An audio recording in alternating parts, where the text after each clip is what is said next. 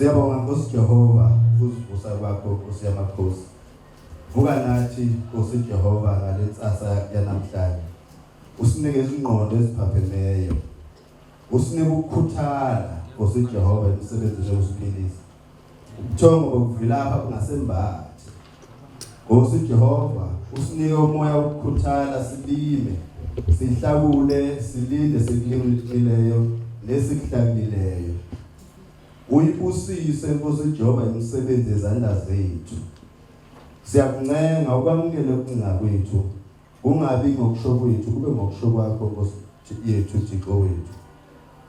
Ningavilaphi yisono kuvilapha. Umuntu ovilaphayo ufana nenja ehlala ngokucela ukudla kubantu. Ekupheleni kwalomthandazo thabatha igeja ulime uzophila ngakho. Ungahambi ucela ukudla kubantu. Amen. Ngivula ke bafuthu ngalamazwi ngoba esikubona namuhla yilokhu okwenziwe ngabafowethu nodadewethu la thina esisenkolweni yokuNazaretha uShembe asivusa ngakho njalo mawuvuka nje uthi kumele wafunde lamagama lawo bese ke eba ukuphila kuwe ukuthi lapha esihamba khona nalapha esisebenza khona sengathi singaba nokukhuthala sibe nezingqondo eziphaphemeye silapha ke ukuzobungaza nokuzovula umsebenzi omuhle kangaka owenziwe inazi lezi insizwa nentombi lapha phambi kwethu sizoba halalisela sizobacelela futhi uNkulunkulu esimkhonzayo abe nabo. Ngiyacela umshumayeli uSikhosana ukuthi azivulele baba mshumayeli.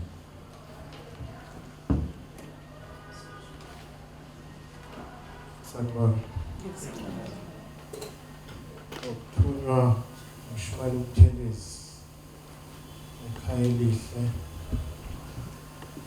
Uthecela ngixolisele ngenxa yezimo zempilo akakwazanga bakhona. Wayesethuma ukuthi ucela ngizomela. Ngicela ukubamba ivesi lodwa bese sithobisa amehlo. Yehla moya oyingcwele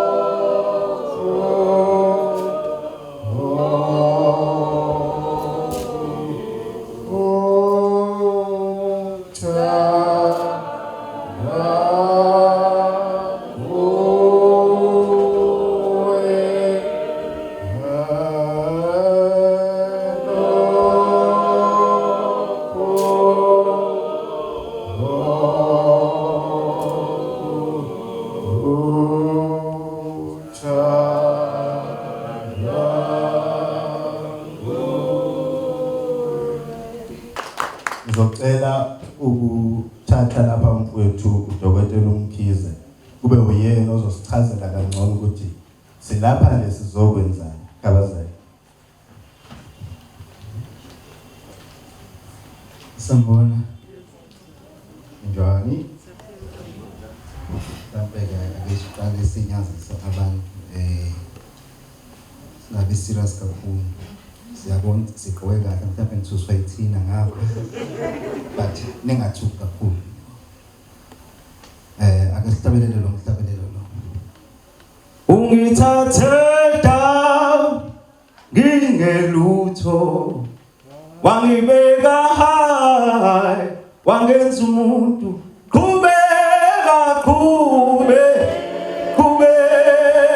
Nkosi ungiphumelelise awu ungithathe down ngingelutho wangibeka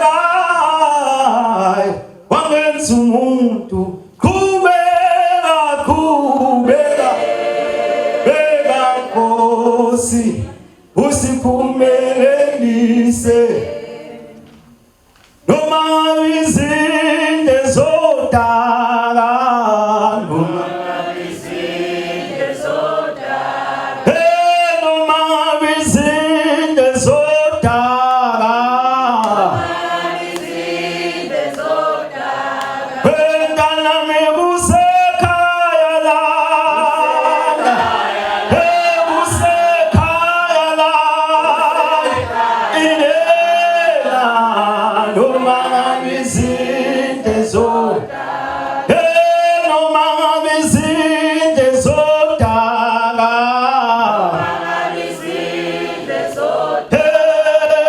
noma ngabe izinto zodaka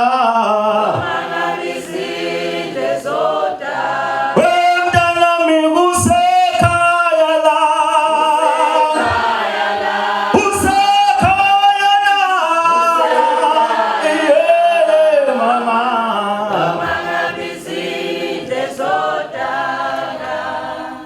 wena ufanele ukubongwa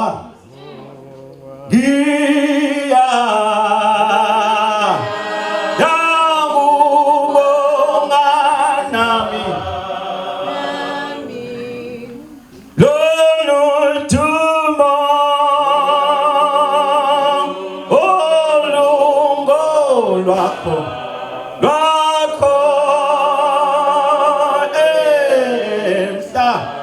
emhlabeni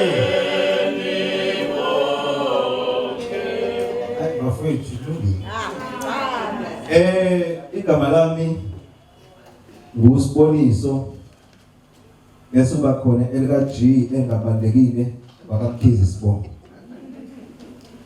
Le gama la G ngiphatha ngoba nowangiqamba ngiyambona la kuthiwa ngisuka ngaphi nje umuntu ezenza isifundiswa ngami ngegama lesingisa ngazi so ke kulungile so nguSiboniso good enough Mkhize ngase ke sengishintsha ngiba uDr Mkhize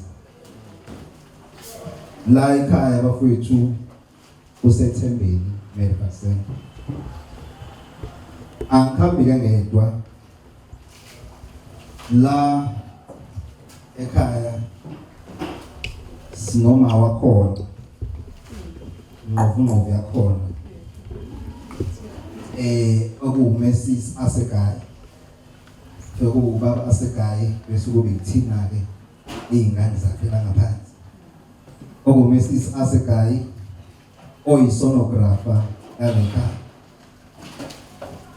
ngibona ingane nje mayikhahlela kathi shaya ibin kick uyayibona lapha ya ukuthi khona ingane ekhahlelayo ma unama tissues ongawazi kahle uyabona but lapho sisazofika but isonographer yethu le masikhuluma ngesonographer sikhuluma ngeultrasound right udila neultrasound bese siba bonke labantu laba abangeside le baganiwe banempempe zabo bese kuba yimina so ngithe uMesis asekhaya bese ngiba noMr Njilo uMr Wayjoy oyi-dental therapist yaleka bese siba noMr naye oganiweyo uMr TP oyi-optometrist yala ekhaya uNosibuko wala ekhaya bese kuba yimina ke uDr Mkhize oyi-GP yala ekhaya general practitioner usenamukelile ke kumagaya mina okwami kakhulu uzokhuluma ngenhloso ncane yalobusuku lwamhlanje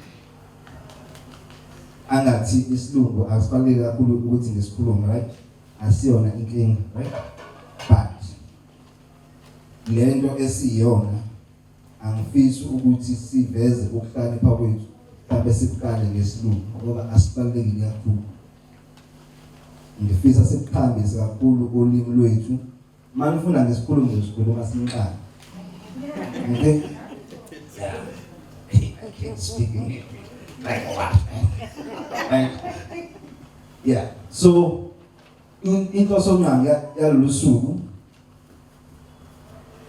saba nombono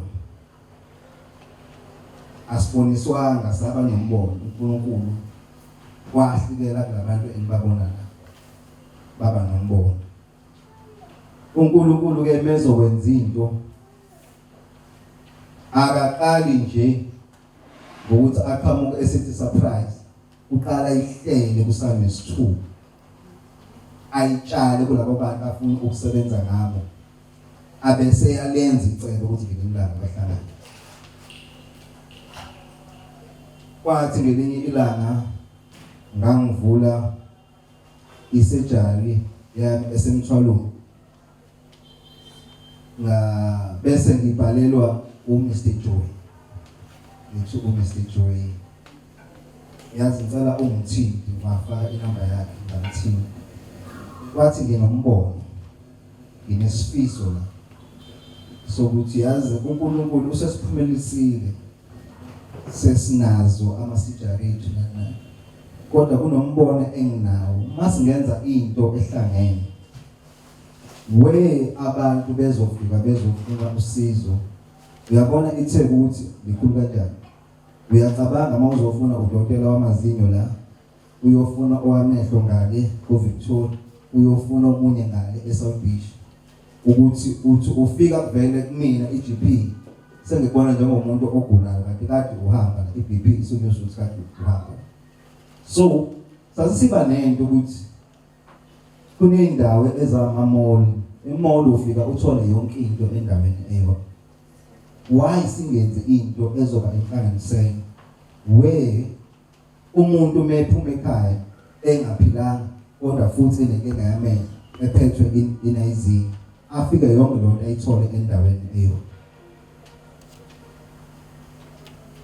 Ephethwe inayizinga nakhona kanti khona nengane mhlawumbe esiswini eseyihlume amazinyo nayo ezodinga ukuskena.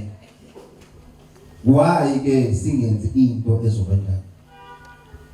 Mawungambuza uMr Joy ukuthi leyo call ayoqedanga u5 minutes sikhuluma ngayo, impendulo yami yathi ngiphakathi. Sase siyenza i-call sa-eda uMr Faye. Base sibone ukuthi no, lento le ayiphelele. Yabona le ukuthi ma usumbonile umuntu lapha ucabanga ukumrefer ukuthi ngidinga iscan, but abantu abakhona la awubathembi because omuntu uyaba nescan ngoba kuwumshini ahambe etshela abantu ukuthi ingane umfana vele kuphume intombazana ngoba akanalo ulwazi olwanele. Ngase ngikhuluma uSibaru wami umthetho owalobona ekhaya nje waqeda. Udadewethu khona ngemuva ngale amthatha olamami. Asithi hlangalezweni ngidinga a sonographer, but I need a best sonographer, not just any sonographer. Umthetho ngangazi ngeke azangilahlekisa. Wase esilethela usisi asekhaya. Sathi masikhuluma naye yonke into yavele yathi ngale ukuthi kuze kube nama-calls amade nama-meeting amade. Sase sayenza lento yabanje njengoba ngibona. Kwaba lo umbono walezi ingane lezi enizibona ngaphambili.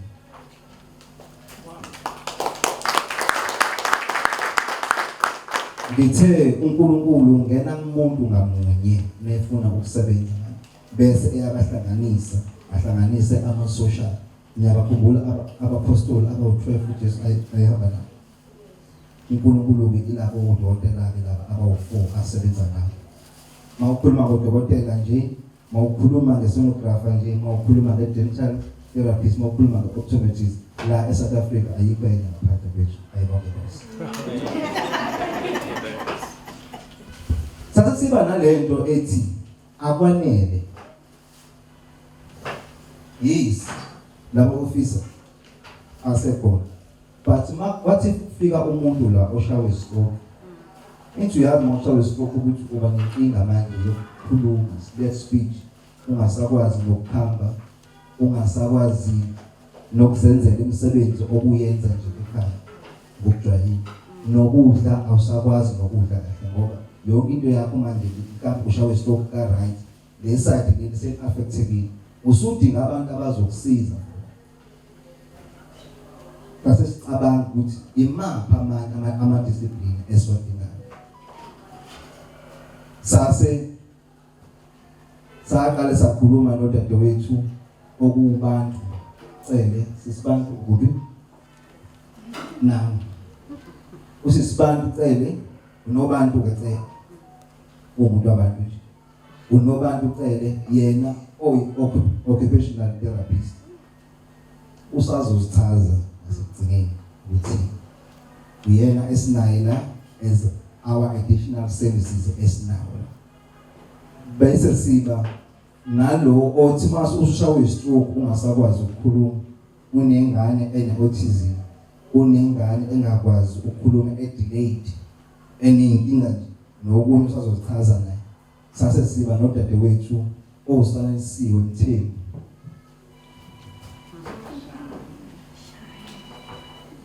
sabese sacabanga futhi athi ngeke abantu baneyinkinga la ngaphandle kunomuntu ozothi mayefika la ubone ukuthi lo muntu into yakhe ayikho kakhulu mhlawumbe medical noma ikhona medical but kunama factors amanye am-affectayo umuntu a-social lo muntu manje usudinga umxhumanise ne-social worker ngabe sengichema ngiyofuna owakithi nabo basekhona ucele nocele la ngeke angithula ukuthi ukhona umuntu asekhaya ngabe sesingalanda yena umnyeni wakhe ngabe sengichema ngawulanda ingane yakithi uMamkhizo omuhle lapha ompofu ofana nami ubongiwe Mkhize ngabe sengichema ngawulanda ingane yakithi ofana nami ompofu sabenze siqhubeka sathi kulungile ngiyabona mina njengoba ngiyisilenda kanje ngine six pack kanje hayi ngoba ngijima hayi ngoba ngijima diet ya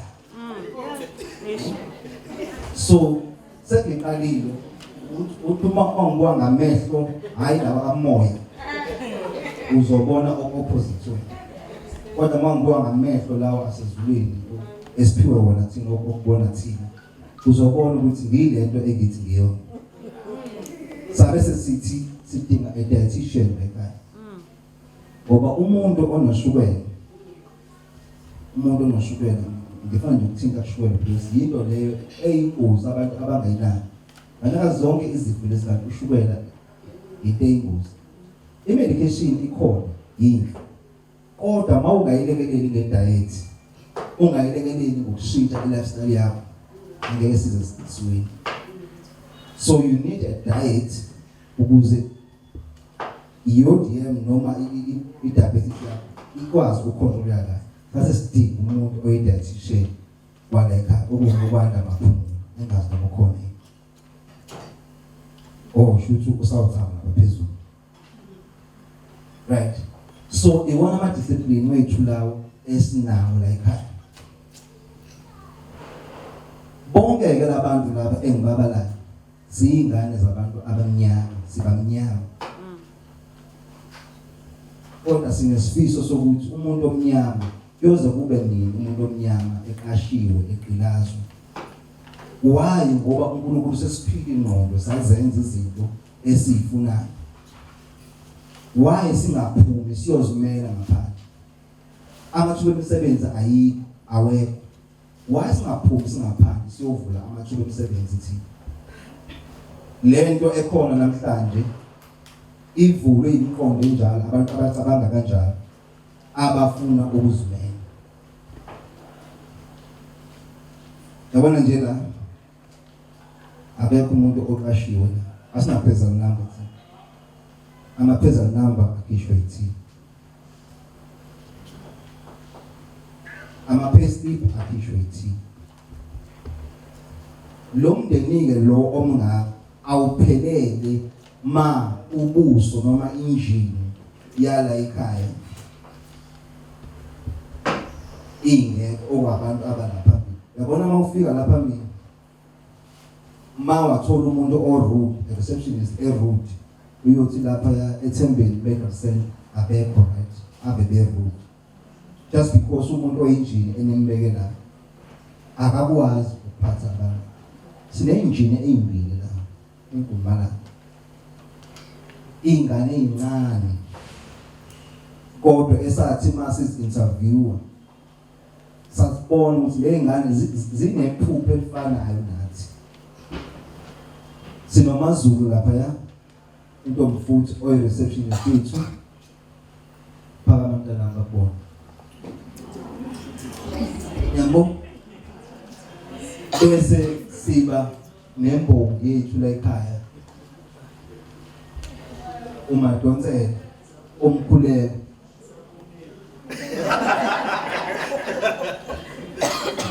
okay njoba nimbona lapha yana usukumile njalo so usephelele lapha yena bese siba nomkhuleko lapha ibona abantu labo abakhona biyona yonke ke lento le lo msebenzi esibeke uNkulunkulu phambili yona yonke into esiyona asizenzanga saba nje sibeke uNkulunkulu phambili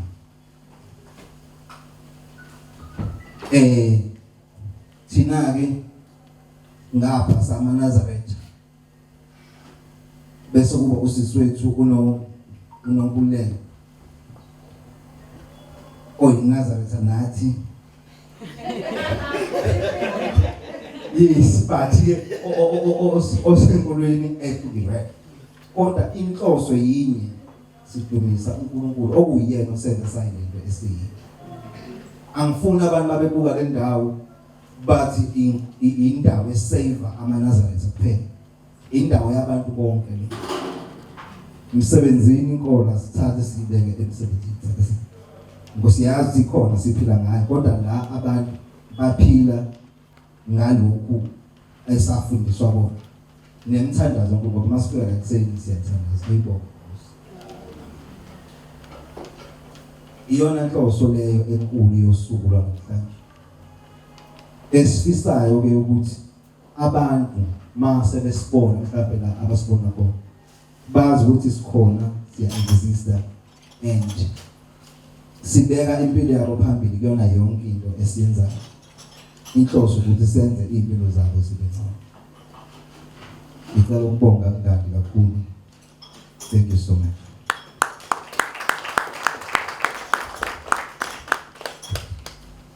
all right and then khona ukusala with mina meke ngezukudla ngoba ngizabiseka diet right so sabese sibana nesifiso manje ukuthi le ndawo enhle kanjeni yini kambe noma eyiphi indlela esingayetha ngayo sacabanga amagama asiphelele sacabanga kwaphela uthe ubaba esegoli nje siyahamba siyabhala sizobika phela baba sizengane sivule indawo la besicela ukuthi uNkulunkulu asipha amandla yenze futhi ukuthi siphumelele saye egoli enyazini masifika baba sibike ukuthi baba wasebuza igama selinalo yini sasibaba sinalo wathi sakhuluma saqeda sathi masisaba wathi isiyobona na isazohlala sahamba kwanzima ke manje ukuthi sivule la sesiqale kumnikazi abantu nango manje isazohlala salele sinqonqoza the mebuya egoli waya kaSwayimani kwangena ucimba kuthiwa ngolesibili uzana safika ngolesibili sathi masifika wathiwa buya ngolesibili kanti sifiziwe njalo saphinda futhi ngolesine safika sathi masinqonqoza ezulwini wathi izwi elaphuma lathi igama alingakofika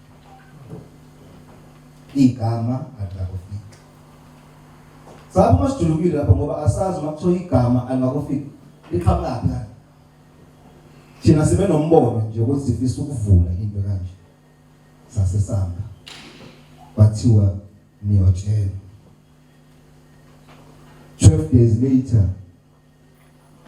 kwaba 2 weeks. 2 weeks later langena ucingo. Bathiwa izwi lenkosi lithi igama eThembeni Medical Center. Amen. Bafowethu ngicela uzwe umuzwa wale gama. Ngisho ulibiza, ngisho ufika la. Ngisho ufika la. Uyafika ukubona la ithemba lokuphila izothola. Amen. Siyabonga uNkulunkulu umusa ongaka asenzela wona. Siyabonga uNkulunkulu uthando olungaka asifezela lo.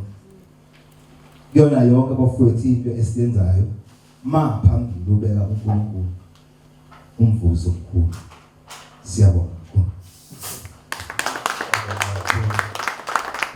Ngicela sishayele elikhudlwana ihlombe nje kunabo. Azongisiza mechaza lapha ama professions akhona. Uthinte lapha nekamagaye opto. Ake uyachazeke ethi udokotela wamehlo. Uyichaza lokho description. Ngezwe ngezulu kuthiwa ke unomehlo kahle kahle.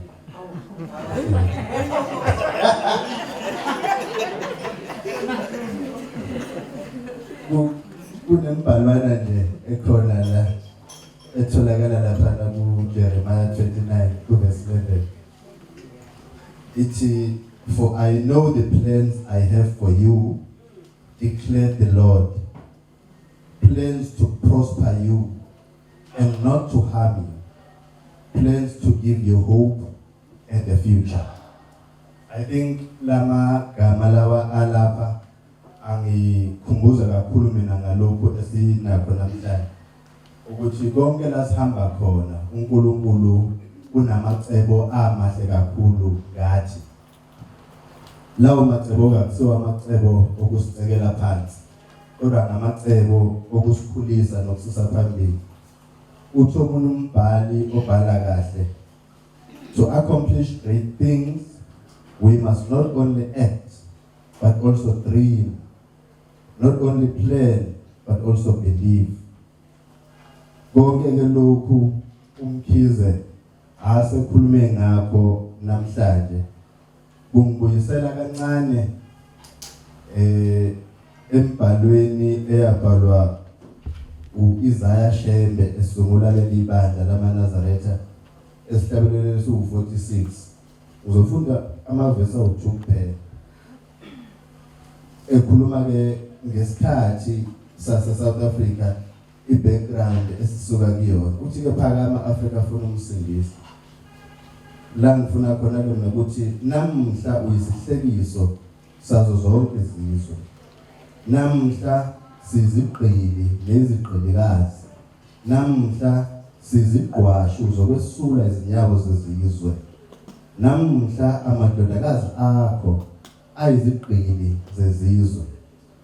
Wayekhuluma ke lapha ngecontext yase South Africa where black people were colonized. Land was taken from them. Their identity was stolen. Their culture, everything about them. Kodwa ke usinika umzwa ukuthi funa siphakame.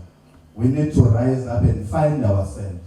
And I think what these professions and professionals have done today is rising up and finding themselves.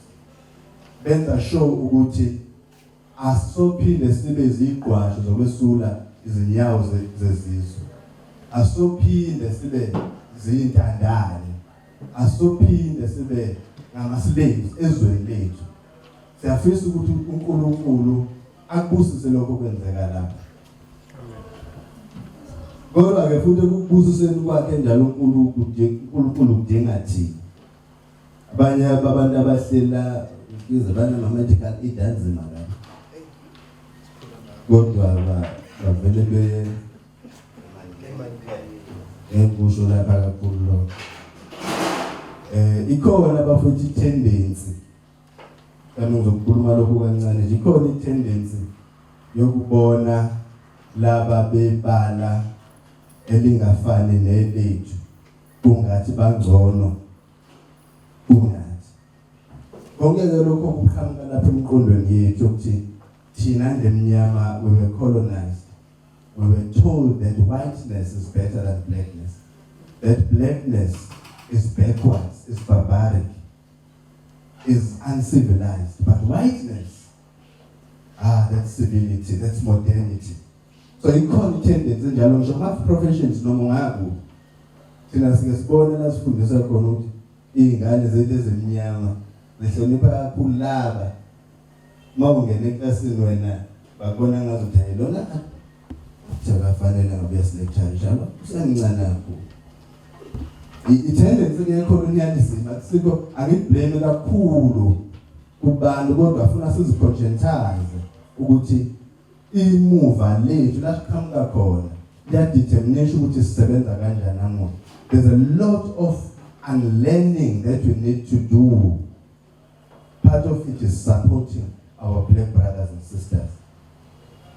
Ngizocela ke bafuthu ukunikeza ithuba kulaba bantu abalandelayo bazozichaza nje bachaze kabanzana mhlambe nama professions abo ukuze umuntu ola azi ukuthi uma kukhulunywa ngo-ultrasound uyabona nje ukuthi angazi mina kahle ukuthi yini le kodwa khona bazi kangconywana. Uma kukhulunywa ngonomehlo optom kanjalo mhlawumbe bazi kangcono bona basizobanikeza lelo thuba-ke ukuthi bethu kuyichaza kangconywana ukuze umuntu nomuntu ophuma la nongekho akwazi ukumchazela ukuthi lapha kade besikhona kunobani ba-ofarisha ini. Uzoqala-ke ngodadewethu laphana kwaku-ultrasound.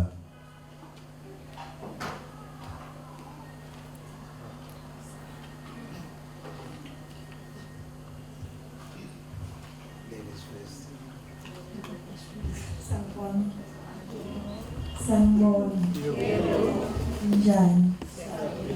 Phila DJ cela ungiphe ingoma kancane kuthi ukuthi kancane usuku selihambile. Uyalunga DJ. Masifuna lamadlelo lodolobha sasabinayo.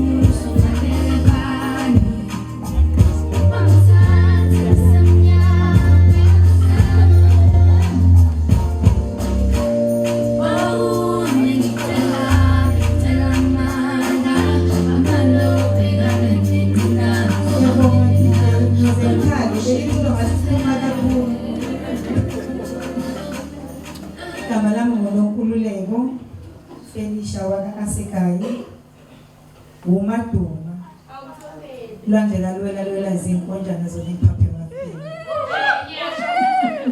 Umbongolozi wavuthwa okwaphekwa netshe. Bavuthi nje kuqala yena nje engavuthwa. Hayi. Bawusenize lafika lolu suku. Siyabonga ukuthi nifike nizosibungaza. Nibahle. Senginesithembu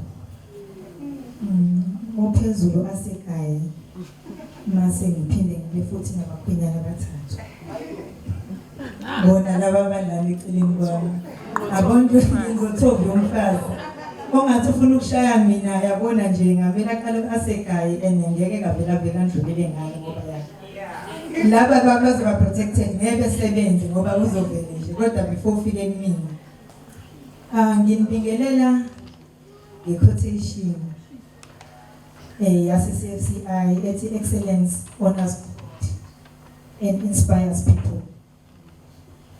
Uma wenza kahle sokuhlonipha uNkulunkulu mase udanishisekelo kubantu.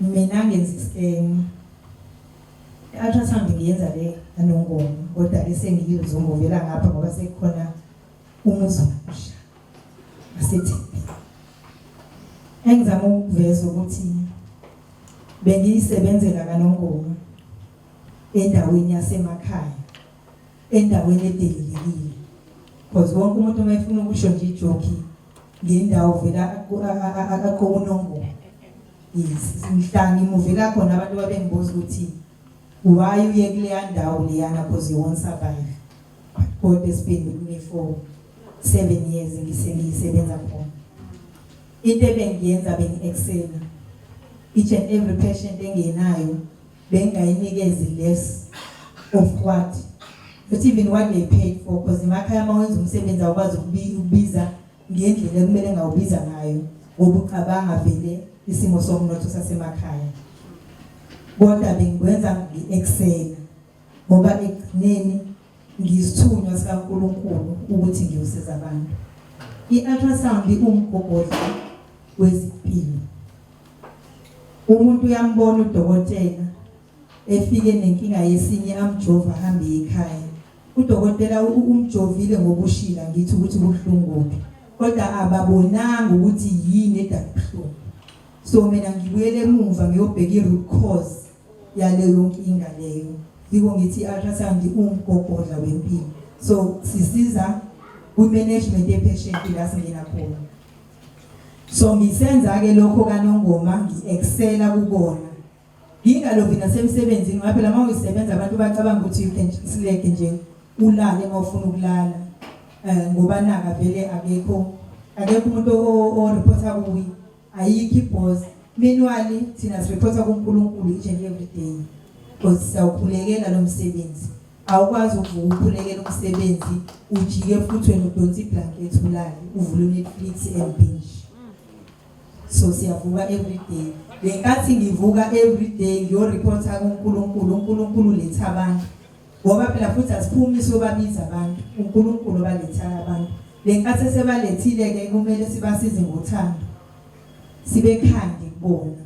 Ugoga kethi mayefikile asikwazi umthethisa ngoba naku ehamba yedwa kukhona lokho nalokho kodwa you go above and beyond. So iloko ke mina bengikwenza kanongoma. Up until ke ngireceive i-call ka Dr. Mkhize. Ngiyaqala ukusheshe ngiqome kanje. Yeah, ngiyaqala nje ukusheshe. Ngithi mangishelwa bese ngivele ngiyaqoma. Yes, ngabe nje ngashelwa ngesiZulu sivala i-call nje ngithi hayi ngisazokhuluma nobaba ngoba vele phela i-protocol isho njalo ngithi ukuthi ukhulume nobaba before akwazi ukudecide kodwa ngiyezwa ngaphakathi ukuthi mina sengiqumile mina sengiyakhula ngoba vele kulonyaka bengikhulekela ukukhula so akwazi ukukhula mase kufikile ngiphinde mina ngisapha ngoba sengiyilana ke manje. Buyele emuva ukuthi senzane ku-ultrasound senze iscan sabantu abakhulelwe. Ultrasound idume ngalokho kodwa we are more than that.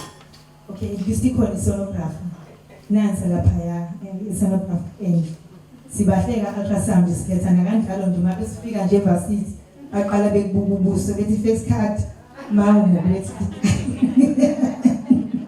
yadala. So we are more than that. Abantu basazi ngokuyiscan sokhulelwe ezinye itheni esizenzayo.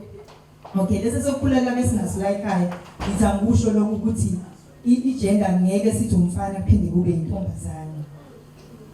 Ne-gender futhi asisho ukuthi sicabanga ukuthi it's either umfana noma intombazane. Ngaphandle ke futhi kwaloko sithuke sibheka nokuthi umntwana uyaphila yini. Abantu bayenzela lokho i-ultrasound kakhulu benzele i-gender. Kanti i-gender isipho siphiwe ekugcineni kodwa sibheke ukuthi umntwana uyaphila yini. Imini u10 yini umntwana ukuchopha kukho yini ngaphandle komntwana esikhundleni sokuthi kube ngaphakathi. Amathumbu awekho yini ngaphandle ngoba kuyenzeka umntwana akhule ngaphakathi kanti amathumbu akhulela ngaphandle esiswini awekho ngaphakathi.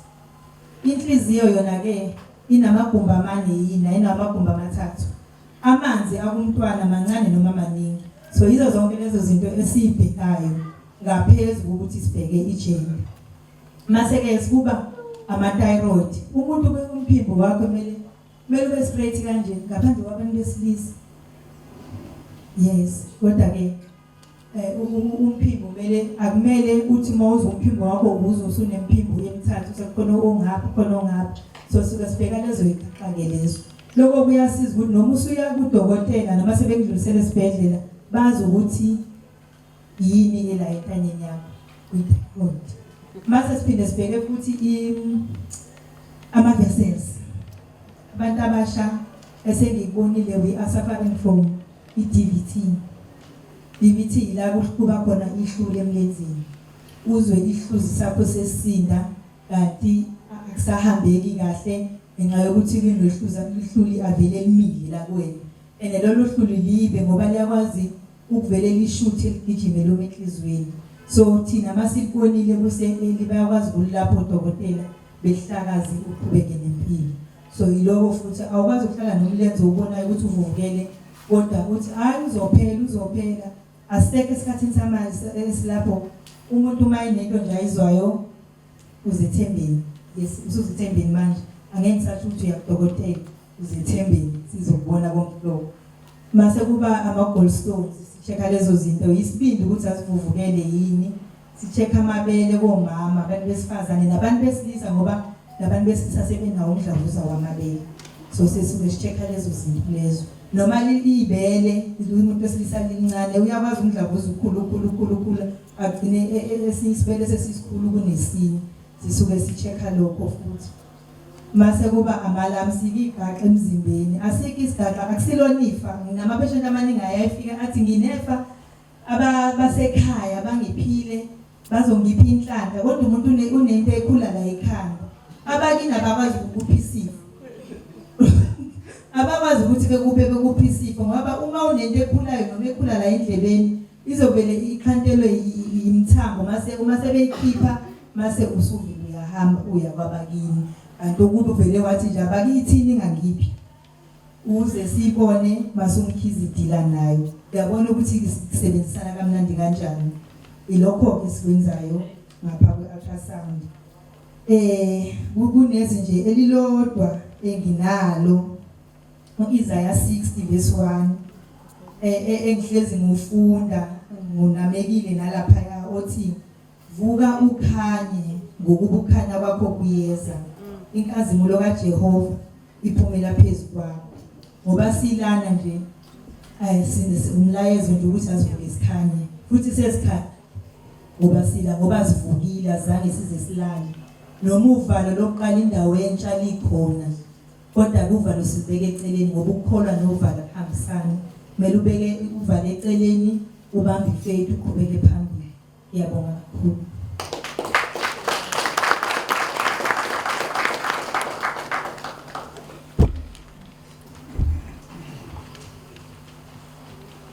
sanibonani futhi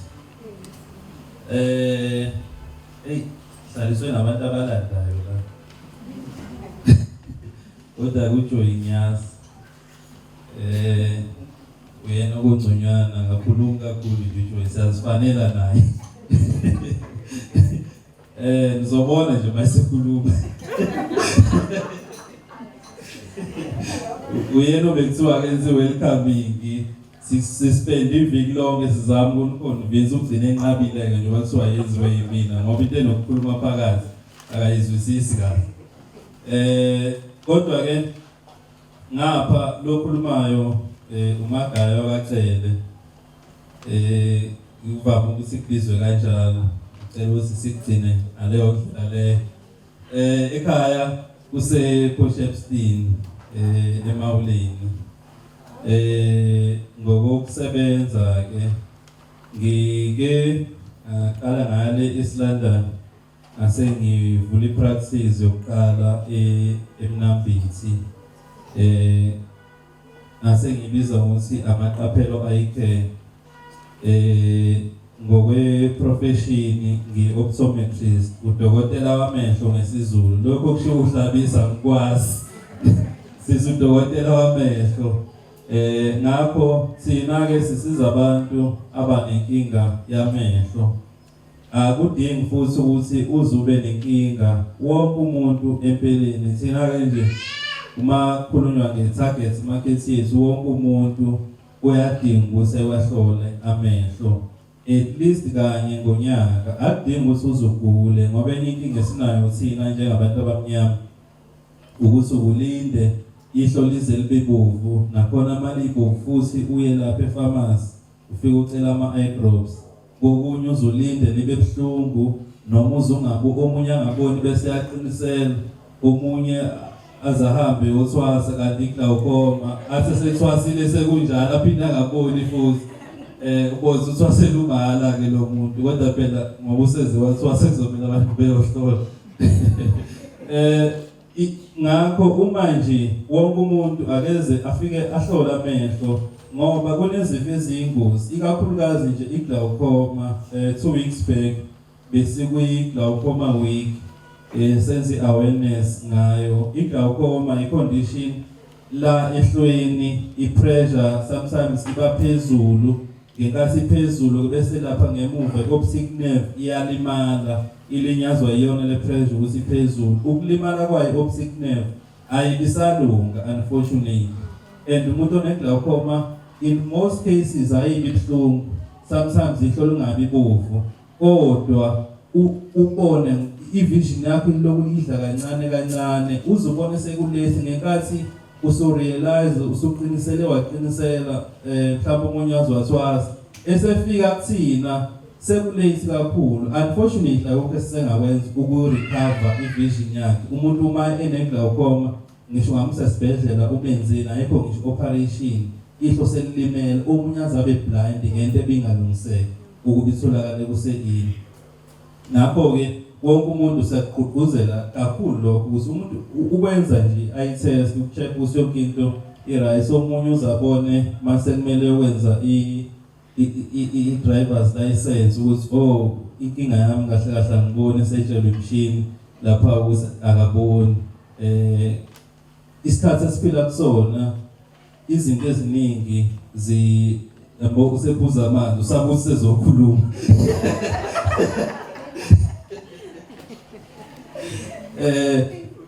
Uzabone ngoba sekumele ukuthi khona lapha ukuyokwenza i-driver's license. Nakhona njalo lokho siyakwenza lana before uzuye ukuyokwenza i-license bafike baku-testa amehlo lapha. Uyakwazi ukuthi uze la ngo-50 rand ukuthi ukwazi ukucheck uhambe naleso certificate leso, bengahambe success lapha nokubamba ulayini nani.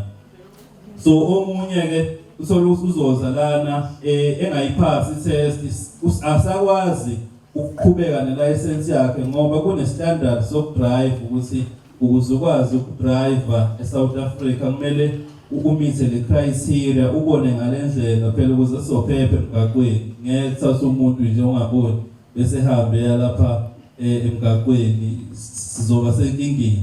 Manje kubalulekile ukuthi inkinga nje uyilungise ngaso sonke isikhathi. Bese kuba khona ke izifo, ikakhulukazi nje ngizokwenza isifolelo nami ngawo ushukela. Isona sifo leso ngokucabanga kwami esiyingozi kakhulu kodwa abantu abangasinaki i-diabetes. Nasemehlweni i-diabetes i-cause izinto ezifana no-diabetic retinopathy, lapha kugcina kuba namahlule egazi nokunye okuyinkinga ngaphakathi, ushukela iwona no-hypertension nezinye izifo zomzimba ezidala inkinga emehlweni. Nakho futhi kubalulekile ukuthi umuntu-ke onoshukela mhlawumbe ngisho kuya ngo-6 isigaba after unyaka noma 6 months noma ikuphi ewahlole naye amehlo. Yabona ngisakhuluma ngezifo kuphela, angikakhulumi ngezibuko ukuthi-ke abadingi isibuko ngoba kune-mentality yokuthi ngizoya kudokotela ngoba sengifuna ukwenza isibuko. Akunjalo, ufike uhlole kuqala mhlawumbe kokunye ngaphakathi khona isifo esikhona ehlweni lakho, kudingeka ukuthi mhlawumbe masibone sine-diabetic retinopathy wena ubungazi ukuthi unoshukela, sengikurefer to i-GP. Umnandi-ke la ubhalela nje i-referral weqa nje uphuma umnyango usungapha kwi-GP.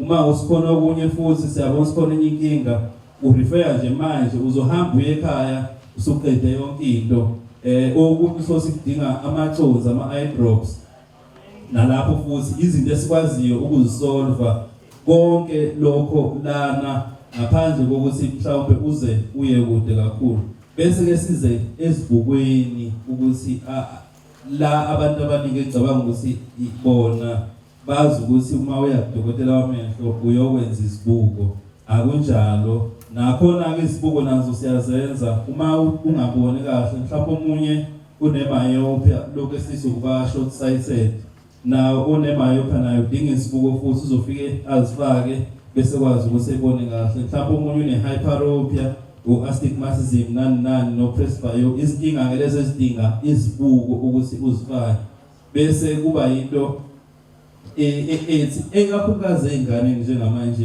izinto esezicommon kakhulu okokuqala kuba ne-infection ingane encane icikitha amehlo ayiboni kahle icikitha amehlo ababovu ababrown izinto zonke ezokudinga ukuthi zisumele kuse-early ungaqiniseli amehlo asensitive kakhulu awukwazi ukuqinisela ukuthi hayi kuzophela ngeke uyiphelele kuzoba worse mase kuworse kuzogcina kukhosta kakhulu ukuthi kulungiseke uma ukuthi kuzolungiseka futhi kanti vision akuyona into njengoba silana sonke siyabona kuhle ngenxa yamehlo ngakho can you imagine impilo without amehlo and inabantu abaphila kanjalo impilo yabo yonke ngoba babedidingu ekwaphatha kahle amehlo nokuthi bekwazi ukuthi bewanakekele ngakho ke kubaluleke kakhulu impilo yama without vision namehlo akho nokuthi sisebenzisa kakhulu amafoni these days namakhompyutha nani kubalulekile futhi nakho lokho kuyabalimaza amehlo the reason why izingane eziningi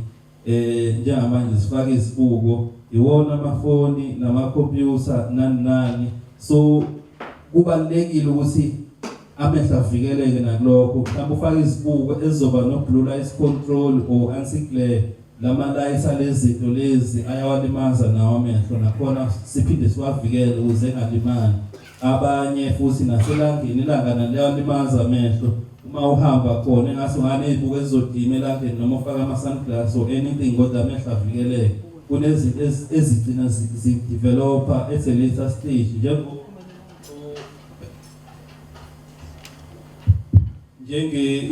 umbengwezi abanye bakabeza ngombengwezi umuntu sekudinge ukuthi eyogulwa manje ngoba ehlweni sekhona inkinga ekhona so amehlo kubalulekile ukuthi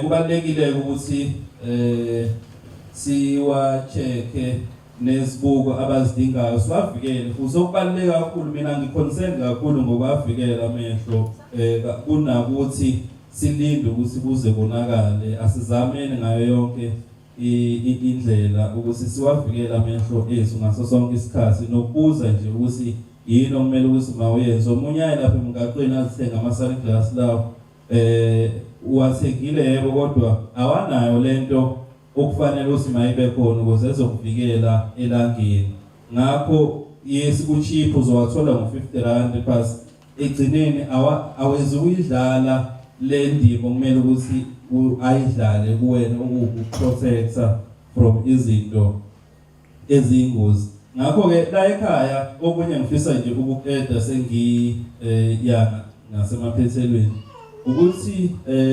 singabantu ababeka phambili kakhulu izimpilo zabantu lokho ngikusho ngoba kakhulukazi bafowethu labesinabo ngaphambi kokuba sihlangane nje kanjena la sihlangene khona sike sihlangane phambilini kunjilo nje cishe sineminyaka mhlambe emithathu mingesiwu4 ngisakhumbula kahle kodwa uhlabe uyazi kune program esike siyenze lapha ebuhleni uma kuJuly ukuthi sisiza abantu siyabacheka ukuthi banenkinga yani siphinde futhi sibalekelele ukuthi kulezo zinkinga zabo lokho sisuke siwenza mahala so iminyaka kulokho kwenzeka ngoba siconcerned kakhulu ngokuthi abantu abasizakale Kodwa ke lana angimthembisi lokho. Into nje ebiyenzeka mangabe sikhona lapho sisuke sikhona. Ngiyabonga kakhulu.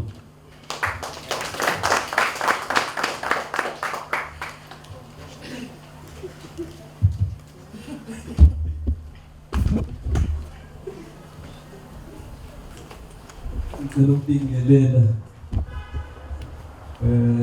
uDJ bingelele yena ngiyela nje ihabili zethu.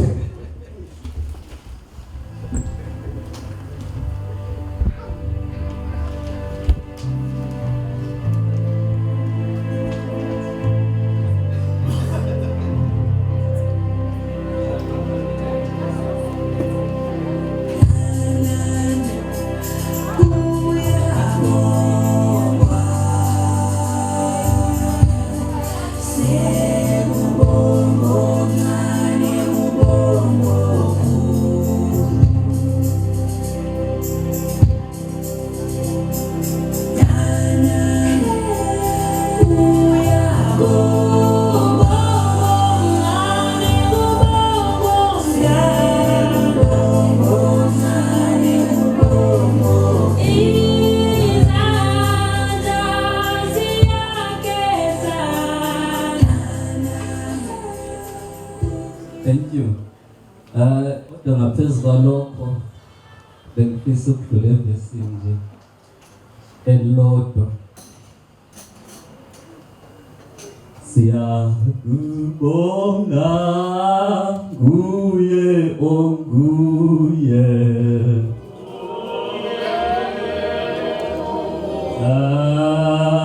Siyakubonga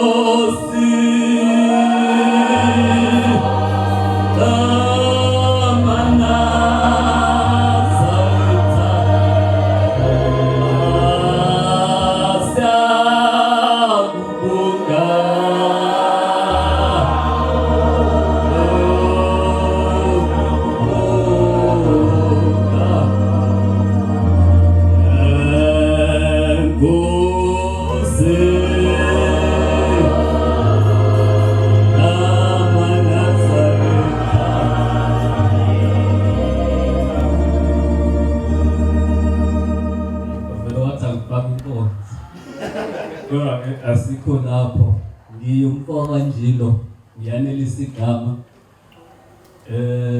ngoba sekukhulumile kakhulu abakhulumi bake so I'm not gonna be very long. I'm not a man of many words, so even if ungabuza umkami ngale by the way hamba nomakoti wakithi ngale esibambisene naye. Uma ngimbuza ukuthi konje ngathi imhlazane siqala lolu hambo ukavele athi ayangiqale phansi ngoba la ngasaphupho. So mina ngikule department yaba dental, anything ehlanganiselana namazinyo uzofika uyibuze kimi. Ngicabanga ukuthi le profession i-profession eyaziwa kakhulu ukuthi nje sometimes singayinaki aqhamuka umuntu afike esenezinyo eselibuhlungu kanti if bekuwukuthi ufike early mhlawumbe ngabe yinto ekumele ngabe sesi-avoidile. So on that note, ukureminder nje abantu ngokubaluleka of coming to see me after every 6 months. That one is very important because lapho sisuke sesi-check-a nezinto esingazi-avoid. Because if ufika kimi sekulate nangokuthi you are in pain, then in that case to save that it gets very expensive. Kanti siyakwazi ukuthi izinyo mali saqala nje lisabola lingakabi kuhlungu sesithi mali sa-sensitive like mawuphuza into ebandayo uthola ukuthi liyazwela then it can still be safe before lize libe kuhlungu. So and also to avoid lento le ilishiwo ubhuti ngale ethi abantu they get very ignorant umuntu akhambe sekulate. Afika omunye esethi hayi ivele ekhaya inkinga yasekhaya kanti it has nothing to do with that. So ukubaluleka kokwanakekela kulele kumuntu ngamunye individual. Sengiphelile lapho sengithi ngiyabonga kakhulu. My speech language pathologist, some communication, swallowing therapist. Because I'm a speech therapist, I feel like the communication. So let's say there's a disease on I or a disorder, normally even I isenza ukuthi ngasakwazi ukukhuluma kahle engakwazi ukuxhumana nabantu. It can be even a baby, umntwana asamncane akwazi to communicate nabanye abantwana or with the family. So siyasiza, and the earlier the better ngoba sisabeshe early intervention. Abantu abaningi-ke bafika kuthini ngathi sino 5, 6, 12, 14 yabo asinganoma yakwazi ukufunda yabo. So kwi-communication kugcwele izinto ey'ningi. Voice, let's say we have a voice disorder, in speech therapist. There's stuttering, most in speech therapist. And then there's also, let's say, having a stroke of someone to understand things as before with the speech therapist. These are really aphasia. Sometimes, apraxia. Apraxia if umqondo wakho uyafuna ukukhuluma uyazi ukuthi ufuna ukuthini, but amamasela and the brain akuhambisani kahle, and in that way uthola ukuthi umuntu akakwazi ukusho lokho afuna ukusho. So ama-speech therapist ikaqala sibona iy'ngane from birth till ilokhuzana till abantu abadala, and from birth ila sithola khona kwi-kangaroo care. If I do that in Ghana, only or premature, let's say when premature, most of the time when I swallow and dogs are eating, we help those kids. Because very important, speech therapy is communication and swallowing. So we deal with the head and the life. So if let's say having a stroke or someone's not going to queen and you need a speech therapist, if kulula ukuthi umbone umntwana like most of the time mengawane akakwazi ukukhuluma suke if ngabe subona speech therapist bese ngabona na 3 months or even earlier, because umntwana mengakhuluma mhlambe like from 1 ayikho ilanguage isizwayo isuke vele ade the problem there. So siyasiza-ke singa-check-a from there, so sizo-check i-hearing ngomunye akakwazi to like akakwazi ukuzwa akakwazi uku-interacta. So we don't just help ukukhuluma kuphela. Let's say you have a problem, ngoba wona wonke umuntu, ngoba ngisho ukuthi it's communication, not just speech.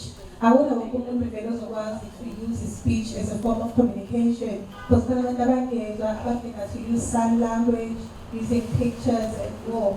And so abantwana abano-autism, ADHD, Down syndrome, all of those people, to help them, and we usually work well with the occupational therapist using play. So my therapist but it's a strategy that we use to get their attention from a child, and then we go up to working with kids already delay even to affect her. So we work with learning difficulties, we work with OT, with writing, and written language and more. So we need millions of Funda from us, and we're here to help. So Sisuga all the way from Longoma to support her. I'm here right then. So it's handed get us a little down so testify nje sasikhule ukuthi uNkulunkulu usendele kule ndawo. Ngiyabona lokho kuthweje amaNazaretha and hayi ngeke nesisi ayisukume manje. Siyabonga kakhulu Nkosana kuyahlalela mina lo muntu. It's been years naye as a friend. Angashadile mina. So I wish that we could have been. You could have been so it was someone who was having a kiss and could have on a kiss. I mean, corner pegs and send the name, got a jet. We are one of samples. I'm the Lunganami. I'll tell you the canvas in a corner. You play in Katsina for 7 hours.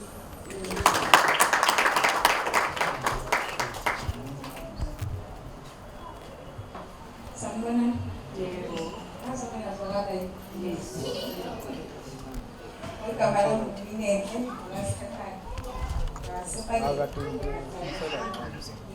Deployed by INATESA, which is the National Nazareth Students Association.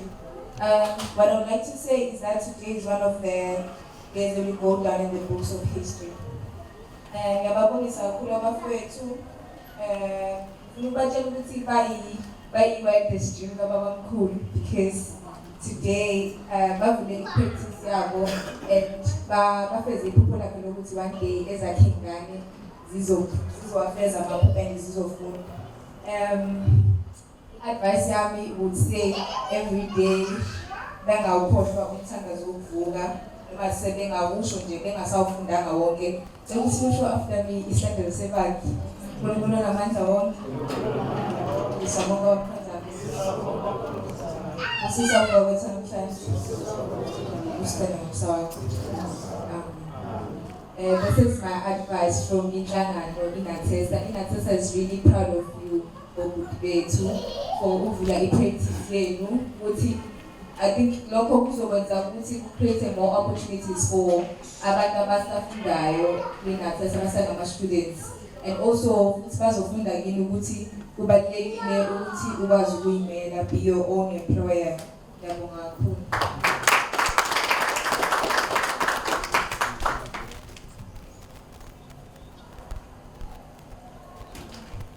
Sanibonani. Nami. Igama sinalo njalo okhona lena. Bengifuna nje ukubonga abantu abazosizana. Guys. Bese ngibongisa kakhulu abantu abuyibona basile. Bafisela ukuthi bakhule kakhulu eminyakeni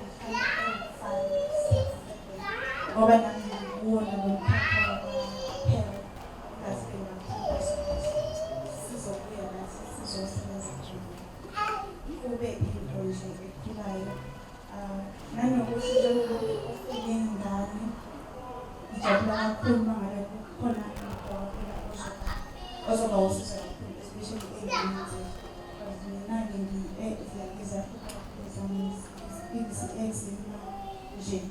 So we are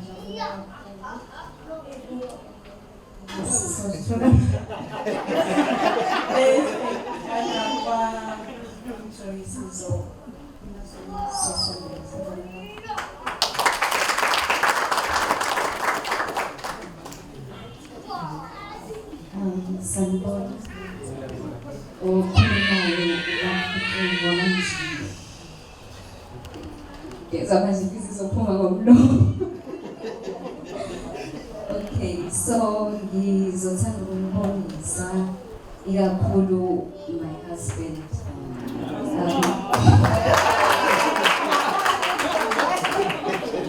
Mhlawumbe ngicela nje ukuthinta kancane ekutheni ngenkathi sisebenza besebenzela ngaphansi komuntu. So kwathi mase kumele athathe i-decision yokuthi ayisayeka manje sekuyimi. I think it was last year January eqala ukuvula ama-practice. So uyafika kimi ubuze ukuthi senze njani. Are you sure? So sabeka kanjani so phela. And I was like, let's go for it. So phela ngokukhona. So ngithanda ukusho ukuthi I'm very proud namhlanje sinama-surgery awu-4. So sizobonga nge-support ngabafikile, siyabonga kakhulu. Asiqhubekeni i-support ingane likaMaphaphasi. Ngiyabonga.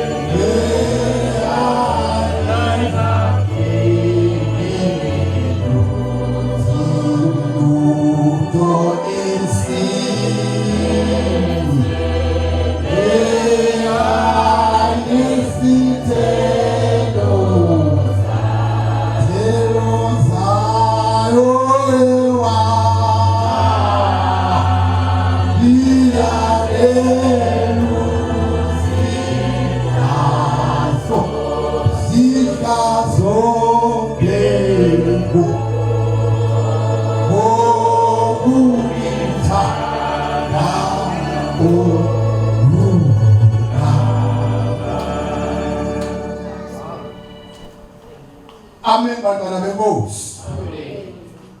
Yo.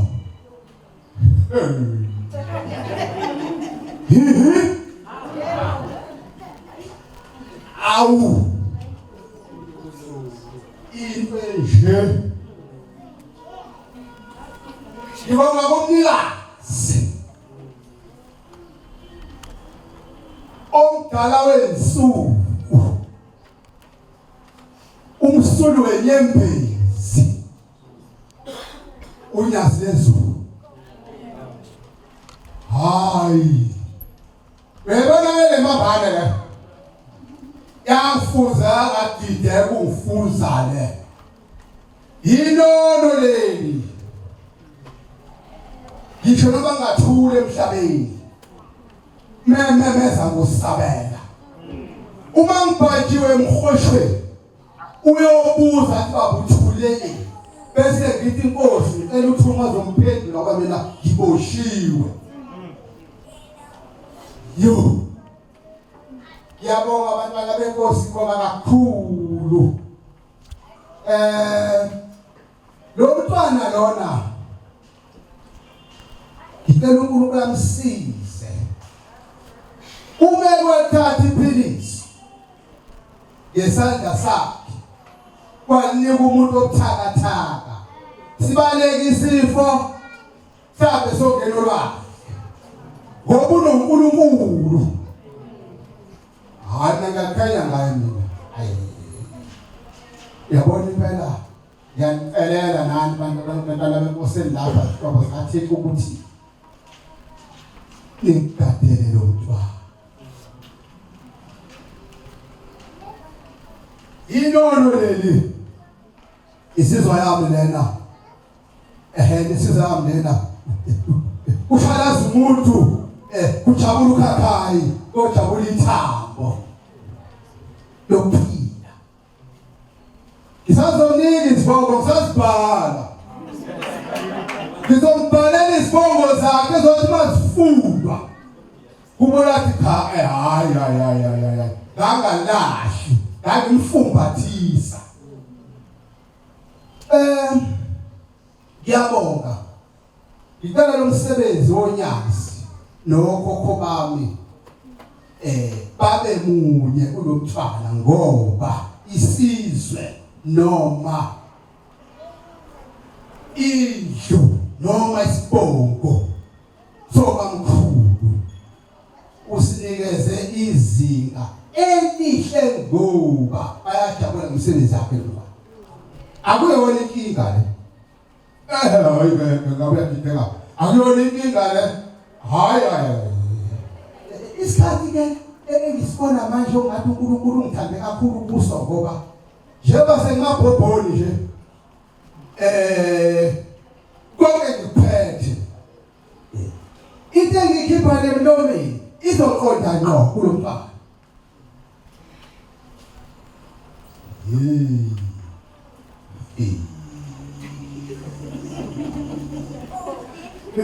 Iprenda indawo iphinto ezamalana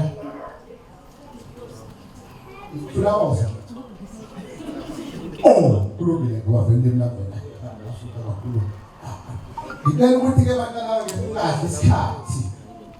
Ngiyabonga mntanami isiboniso. Mntanami ngoba yaba ngisukelena nje ekhaya ngiza la mntanami. Bengizotshala. Ngitshala isibusiso esitshale usheba kule ndawo. Ngicela abantu bakule ndawo bazi ukuthi bathole into thuno akisho babimzana ngizakubona futhi la ngizakubona isiguli masithintwa yilo khona isifo esobaleka kuye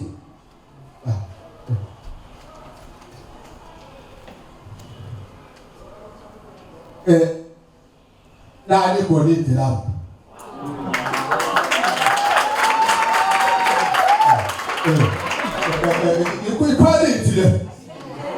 Equality le. Ngamkele emsamo ufuna uhlobo nje lo muntu. Ngalithola uqolo.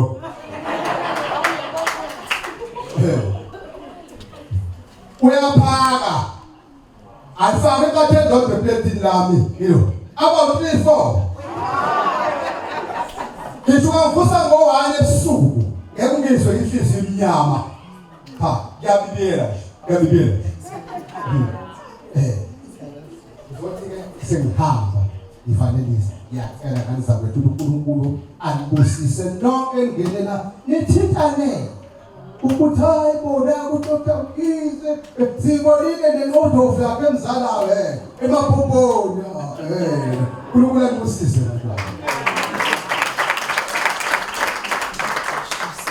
bafana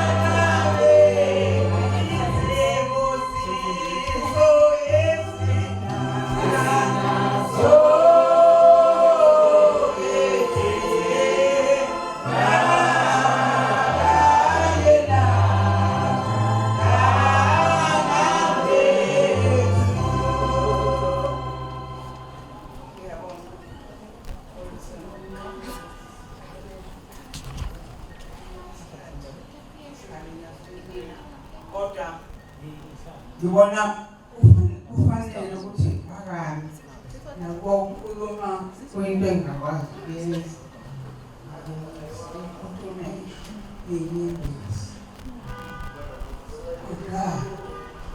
bona kufanele phakami beka njani bonga uNkulunkulu kakhulu siphila ngaye unyazo lwezibhono. Uyolukhulisa lengane. Shaka ukhulisa lengane isusa phansi. Emthanda usheme emgijimela. Angasiphosa isikhathi. Isaphansi kwekhwapha lashembe.